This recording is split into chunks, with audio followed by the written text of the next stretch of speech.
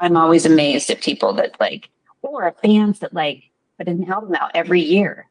But weren't you working on like these songs that on this album? Like, how did you put out an album and then put out an album the next year? You know what I mean? Like, yeah. basically, you recorded this, and then as soon as you were done recording, you just wrote a completely different record.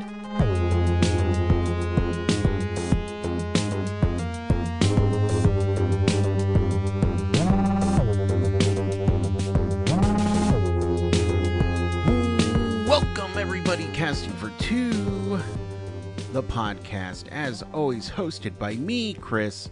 Welcome, everybody, to episode number 582 of the podcast. I hope everybody is doing well,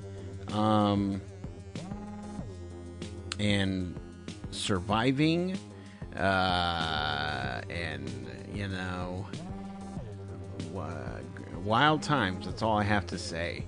But my guest today is a wonderful person. I'm just going to talk about my guest today because there's a lot of heaviness in the world.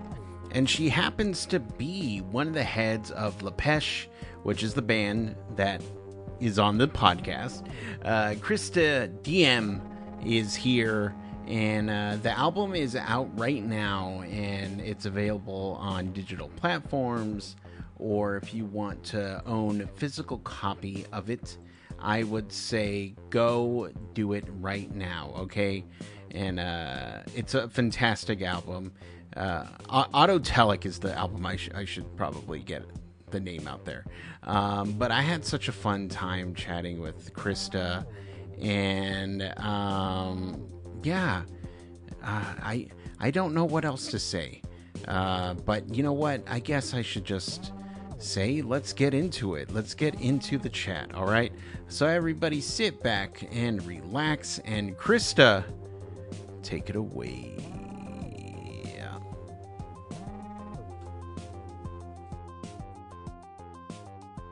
Hey, Krista, how are you doing today? I'm good, Chris. How are you?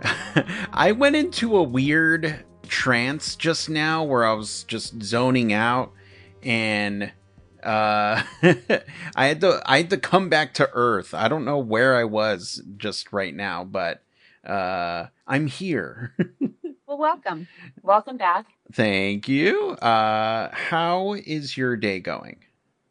It's going pretty good. I just got to work what I do for actual money.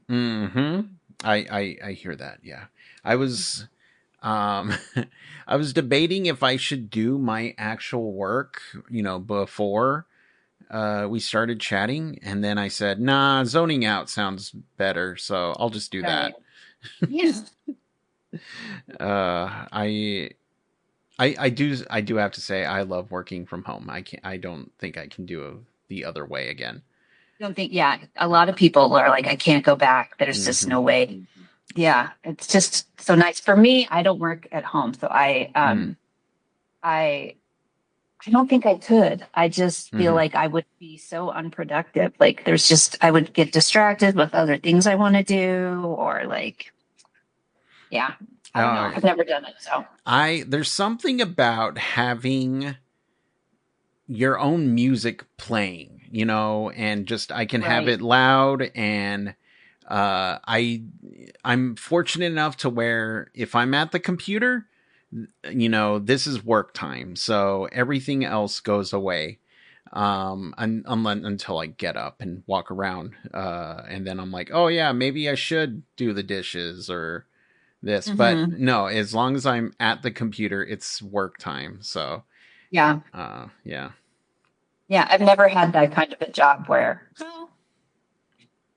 I guess I kind of did a little bit of like being at a computer for a lot of the day, but I've never had like a computer job, where like everything is online and the meetings are online, and yeah, I've never had a remote job. Yeah, the first one I had was during the pandemic, and it was such of course I had my music playing, but it was nice to just take a nap. And like, I'm just going to go to bed for my lunch break. And I would go and take a nap. And then I'd be like, wow, this is great. And then I would work after. But yeah, I'm no more in person for me.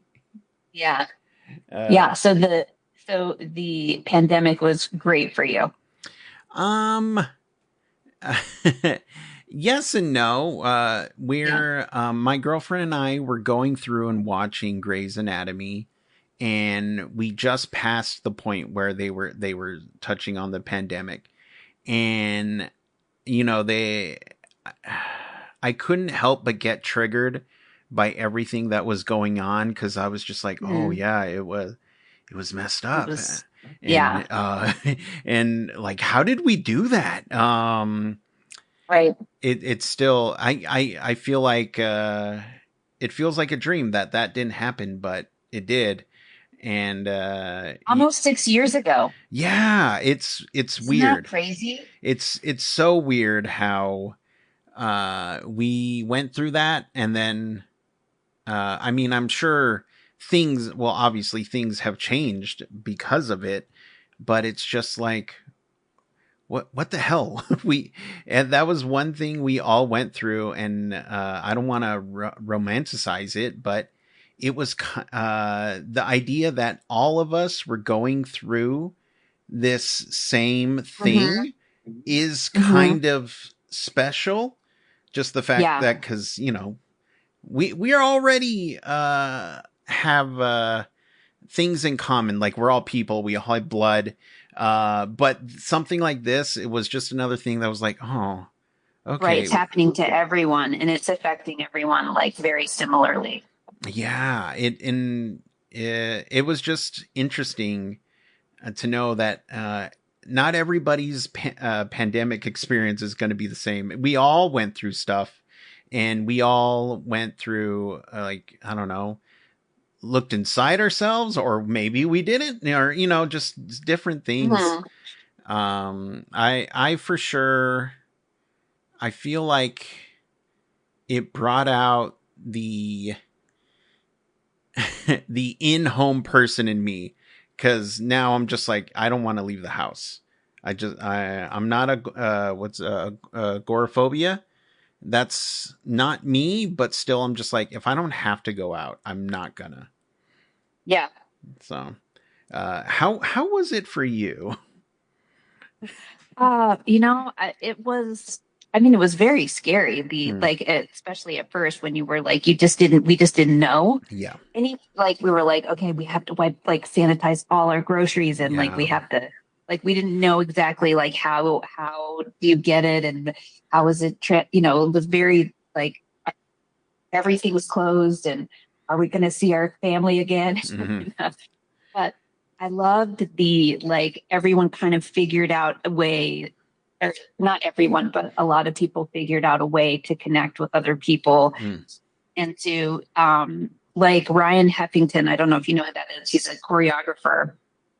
And he was doing, he would go live on Instagram and do an exercise dance class every day that you could just hop on for free, and do this exercise class. And there were 10,000 people exercising together, and, because everyone was at home. And I just love the people were coming up with ways and doing at home shows, and that's when we started writing remotely. Even though we all kind of lived at the time in the same neighborhood, we weren't getting together because we didn't know what was happening. So we just started writing remotely, and nobody was working. So and then we just kind of continued that, writing from home, from our individual homes, which has ended up being more productive, as far as content and songs. We just have been able to put out and create a lot more songs because we can individually work on different parts at the same time. So yeah, I mean, I did a whole bunch of crafty crafts during the pandemic too, which is like my favorite thing. So I loved it. I mean, people were dying. That I didn't love that. But Yeah. like, I remember of course, people dying, not fun. Not at all. Not great. Not great. No, do not recommend. Yeah. No, but I remember just hanging out with my friends at the computer at night. Because they were, we're just like, hey, you want to hang out? Sure. And yeah, we'd be up till 3 a.m. and yeah, it was just again, it was scary, but it was just kind of fun, just talking to my friends. And I'm somebody who, I'm from Oregon, but I moved to Texas, so I don't have friends here. So if I want to talk to my friends, it's been remote or it's texting. Right. So I'm just like, I've been doing that for the longest time. And especially with the podcast, it's all remote. So I noticed that I was busy just doing interviews with people and just chatting. And one thing I noticed when I would speak to musicians was that they would always tell me, oh man, since we're remote, we're doing these crazy songs and we're adding stuff. And then I would get to, so are you looking forward to playing it live? And then they would just go, we haven't thought about that yet. We don't know if it's possible. Yeah. And I'd just be like, oh, okay. Yeah, no, that's fair. Yeah. Same with us. Like before we went to record this record that's coming out, we had never, a couple of the songs we had played some form of them. I think there was like 2 that we've actually played live before, like kind of like before the pandemic happened, and possibly after. Yeah, after. So like somewhere in between, we went on a tour with a band called Nervous Theater, and we tried out a couple of songs that ended up making it on this record. But for the most part, we got together to practice before we recorded, because we had never played the song before together. Was that like a special moment? Like, oh, we're playing this thing we've been working on, and there's a version of it together live, but we haven't played it together. So was it like fun, scared, whatever, to No, it was out? fun. And we had never played with our drummer, because we got a new drummer before we recorded. His name's Colin Brooks. He's amazing. And he had put drum tracks on the songs, his ideas, and we went back and forth a bunch, and he wrote his parts, but we had never played with him ever. So our first time playing was like, let's figure out how we play these songs so that we could record them. But it was really fun, because you don't know what the dynamic's going to be, if you've never played with somebody before. Right. So in a room, and we were like, oh, okay, this is awesome. This like totally worked. Like his method of working works with our method. Yeah. That's awesome. And so I want to take a step back because I'm fascinated with songwriting, because I just, it blows my mind that people can write songs. What blows my mind too. Well, so is that something that, how long have you been doing it? And is it something that you kind of had to hone into, or was it something that, it just flows out of me like a special skill, like a superpower? Both of those things. Yeah. My dad taught me how to play the guitar, but it's not like he was like very think he taught himself. So, you know, I knew like very basic things, but I wanted to write songs. Like I wanted to be like a singer or like a rock star or whatever when I was younger. So I wanted to know how to do it, but I didn't really know how to do it. And so I don't even kind of just wrote, I think I was like 18 or 19, and I like wrote my first little song. And I was like pretty impressed that I like came up with like verses in the chorus.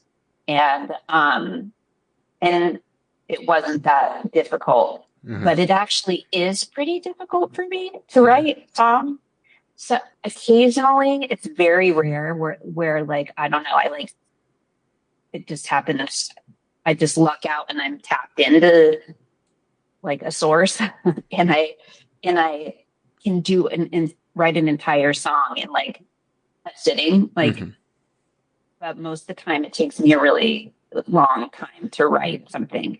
And I feel like our guitar player, it's like can just turn out like idea after idea after idea. And it takes me a long time to like come up with something to like complement it, like come up with a melody or, you know, it kind of amazes me still that people can like churn out, a bunch of songs. Like somebody's job is a songwriter. Yeah. I'm like, how do you do that? Like, how can you just write song after song after song? Like where does the information come from? Yeah. Like how, you know, how do you come up with new ideas, and how, you know, like you have this, unlimited source that you're connected to, that like you just get all this inspiration. And that hasn't been the case for me. So sometimes it happens and it's like really easy. And I'm kind of in awe of what just happened. Like, I can't believe like I just did that like in one sitting. But usually it's like this almost like discipline to like, okay, I've got to work on this for this amount of time. And sometimes I get nowhere, and then, you know, come back to it again and try for another amount of time, and then come back to it and come back to it. So I'm always amazed at people that like, or fans that like put an album out every year. But weren't you working on like these songs that on this album? Like, how did you put out an album and then put out an album the next year? You know what I mean? Like, yeah. Basically, you recorded this, and then as soon as you were done recording, you just wrote a completely different record. Yeah. It's kind of mind blowing. Anyways, I'm with you. I agree. That's just like nuts, where, oh yeah, I could just put out albums every year, and like, no, that doesn't make sense to me. No, it doesn't.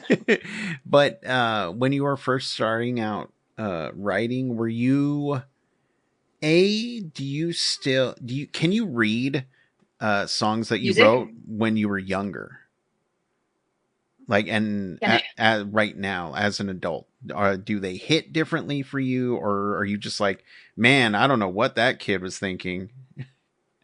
You know, no, I mean, if I writing wise, like if I like look at a journal or like some of the poems that I wrote when I was younger, I'm like, oh my God, like I want to burn it, but I'm mortified. Oh my God. But the songs that I wrote, I still like one of my oldest songs that I wrote was called Red Tambourine, and it's about my brother.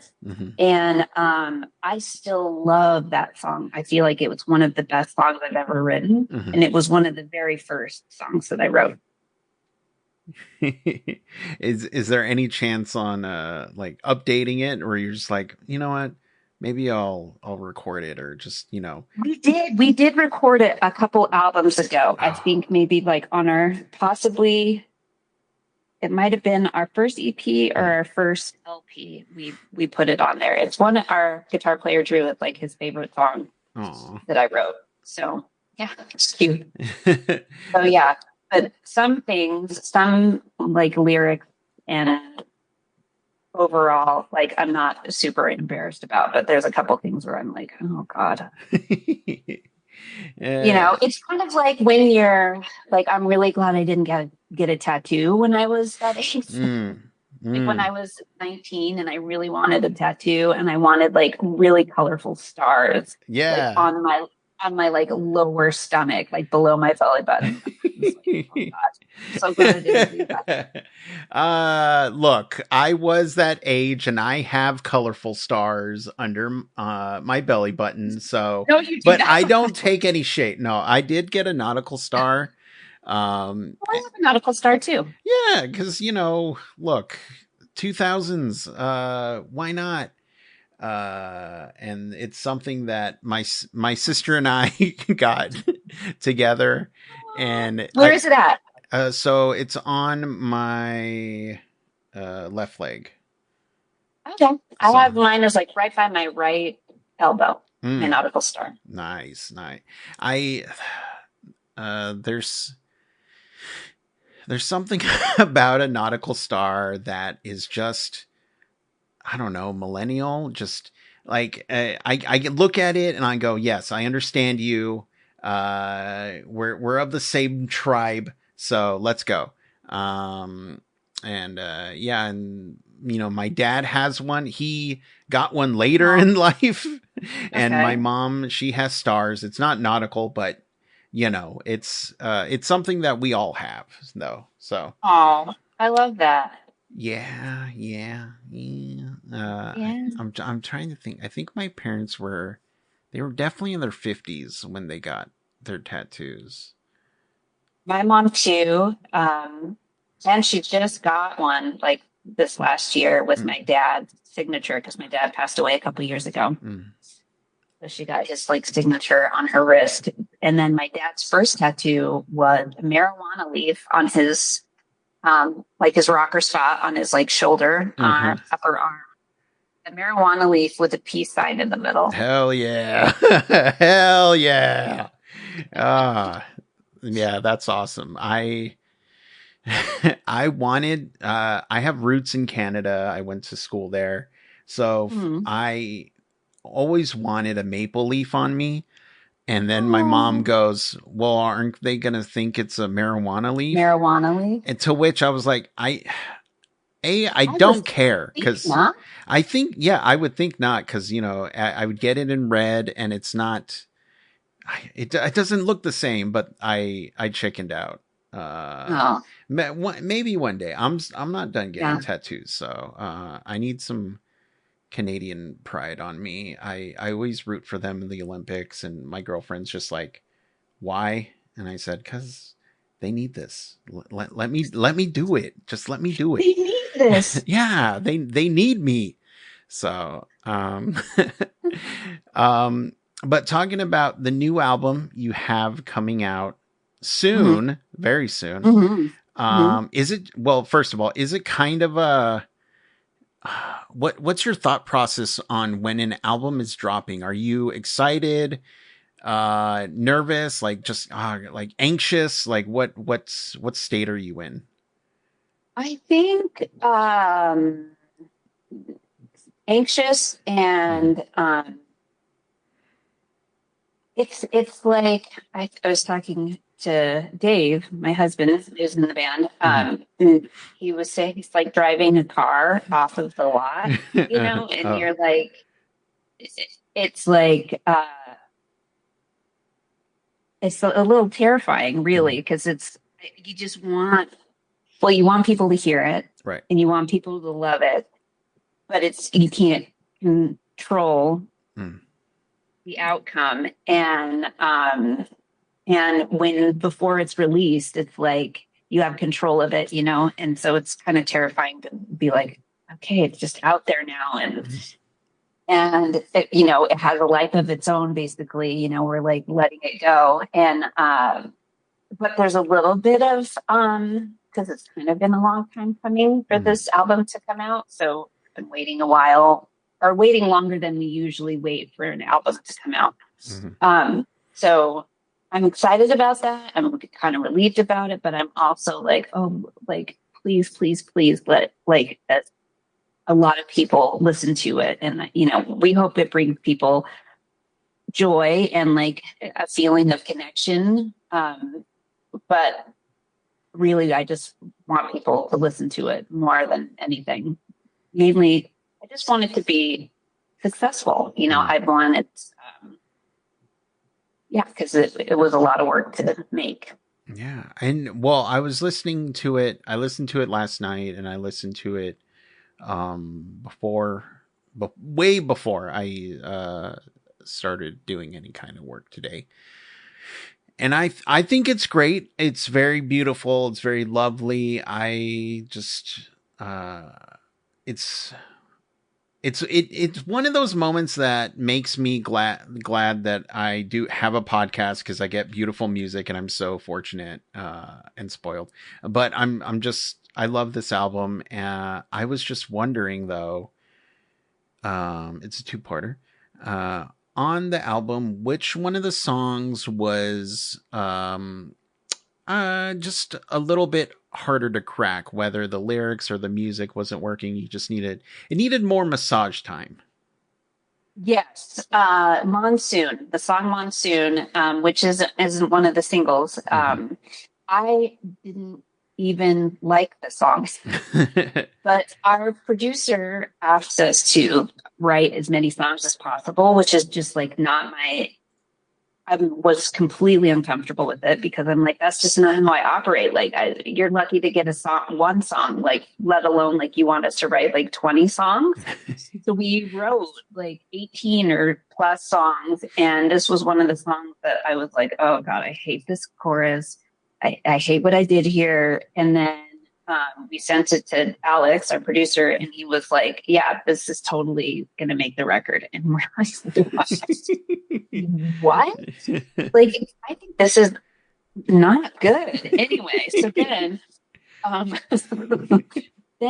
but after we, like, it kind of came to life for me in the studio. And I really worked on it to like, I was really trying to fall in love with the verses and the chorus and the song structure, and like, what can I do to like make myself like this song?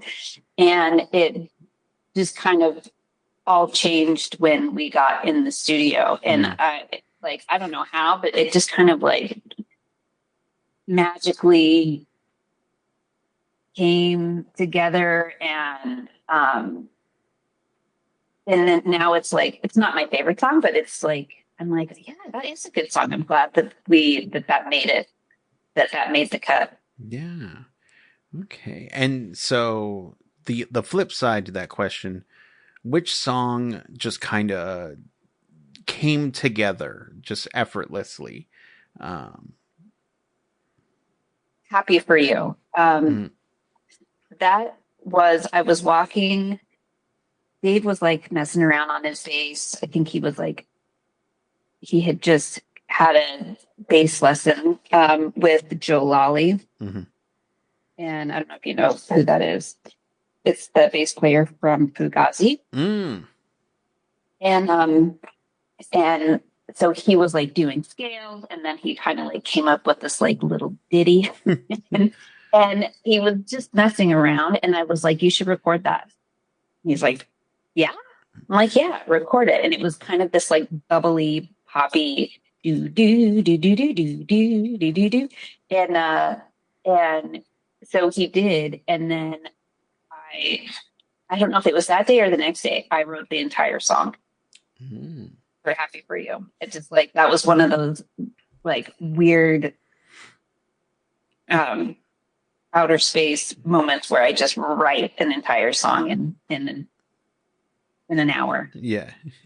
You just blacked out and like, what happened? You just wrote a song. What? I did? Is it any good? I blacked out. I blacked out. I have no memory. I love that. Well, not the blackout part, but the fact that you were able to go there and Yeah. get it done. Again, Yeah. I don't know where songwriters go to just pull this out of them, but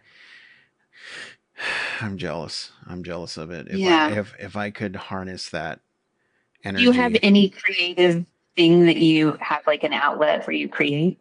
Yeah. So, well, I'm a drummer. I've been a drummer for what year is it? 25 years. Okay. But I had this realization because my mom, I never liked to drum just by myself. I needed a purpose. And my mom would just Mm-hmm. be like, well, just put on your headphones and play a song. I'm like, I can't do that. I came through like the jazz side. And so Oh, being, cool. yeah, being, That well, could be that. I feel like that would give like indie rock or whatever other genre like a very cool feel to it with that as your like backbone. right. This is something I didn't figure out till like way later in life because I hated jazz band, but it was an Mm. opportunity to play the drums. So of course I did it. But then Right. I realized because I went and visited some of my friends who were in a band, and they were like, "We're gonna jam."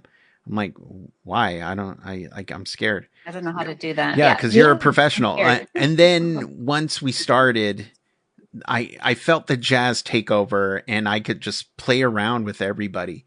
And I always tell my girlfriend because she's a theater teacher, like Mm-hmm. jazz is improv. If Mm-hmm. Mm-hmm. if you can handle jazz, you can do anything with anybody in a band. So yeah, it just and she saw a jazz performance and she was like, I see what you're saying. I know what you're talking about. But yeah, I need people around for me to play. My buddy and I, we were in a band and I loved playing with him because, he was always around and it was just drums and a guitar and that's all we were. Yeah. We put out an album and we said, what if we never release it? And we thought that was funny. So yeah, we've never released it. But I technically have an album in the world. But yeah, it's just, I don't know. It's just fun to play with people. That's Yeah. where I'm at. But then film is also something, a creative outlet of mine, photography. Um, but yeah, but I always say that music is what inspires all the creative outlets of me. Mm-hmm. So yeah, like I don't know. It all goes back to music, really. Mm-hmm. I can't paint, can't draw, so there's that. um, I but can't drum. oh, what I would love to play the drums. you can do it. Anyone could do it. No, You can I do can't. it. I mean, even I'm like have a dance background, Mm, and so I'm very coordinated, and yeah, I cannot. I mean, I just like my legs want to do something that my arms are doing. It's like I can't. Like you have to separate your right from your left yeah, and your feet from your hands, and it's like kind of like disassociate them like yeah. in, from each other, and it blows my mind that people draw. Just hearing that, I'm just like, yeah, maybe I am a little crazy. I'm able to just move my feet independently without my Mm-hmm. arm. Like, I don't know. Yeah, I don't know how it's done, but it's just something that I've done. So, you know, Mm-hmm. um, yeah, I can't, I always tell people, like, if you want to get into drumming, the easiest thing to do is just walk the dog, um, based on one, snare on 2, bass on 3, snare on 4. You know, it's just boom, chuck, and then you're often walking the dog. So it's the gateway. The gateway drug. Mm-hmm. But so one thing I like to ask musicians, and no pressure, but it will tell me everything I need to know about you. So a little pressure. Okay. To you, what makes a perfect song? Oh, I like this question.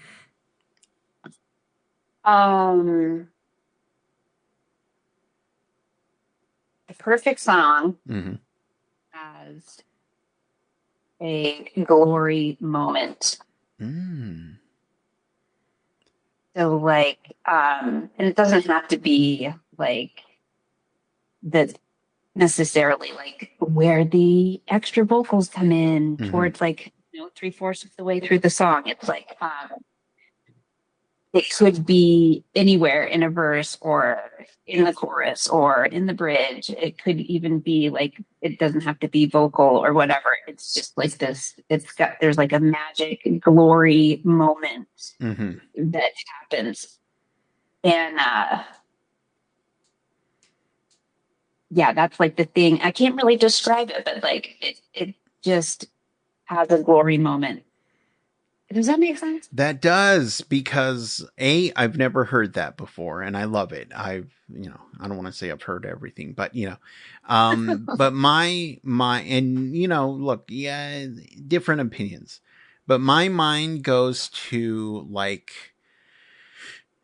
Van Halen Higher.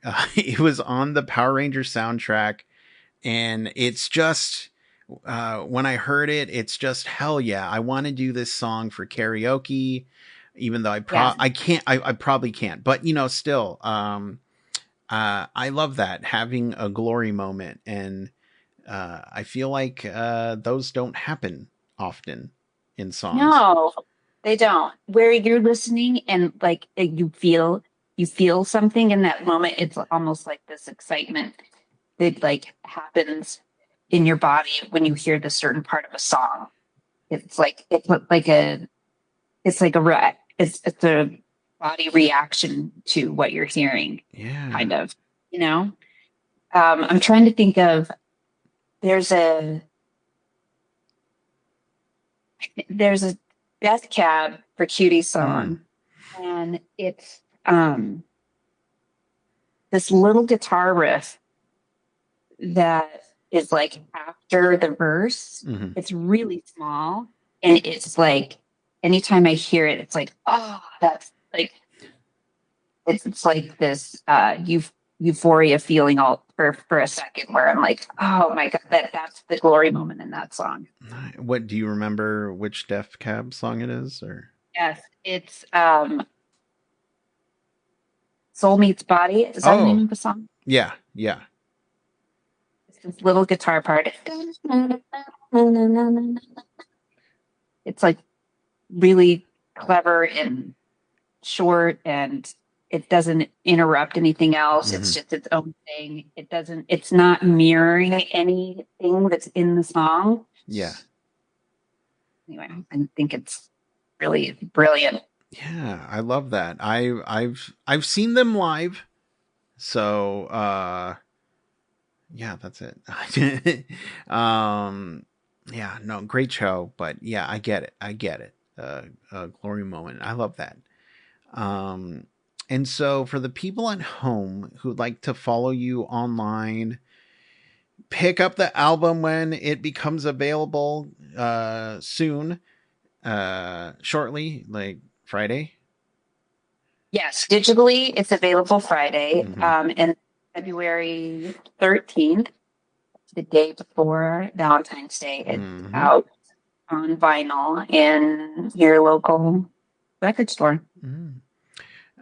Yeah, I love, and then like I said, I love this album, and I'm happy that I got to chat more with you about it. And as and tattoos and everything.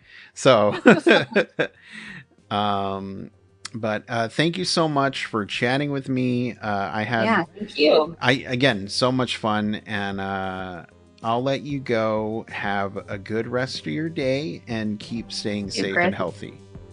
Yeah, you too. Thank you. Thank you. Bye-bye. Bye.